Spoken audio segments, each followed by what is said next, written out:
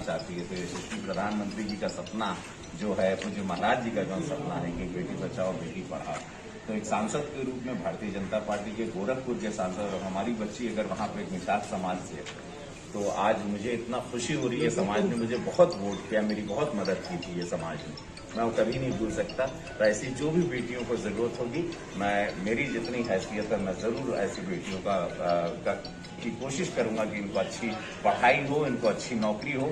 सरकार से निहोरा करम जाके खुद अगर ये अच्छा रिजल्ट बढ़िया बच्ची लाती है तो इनकी रेलवे में नौकरी करने का इनका सपना है, उसको जरूर पूरा किया जाए।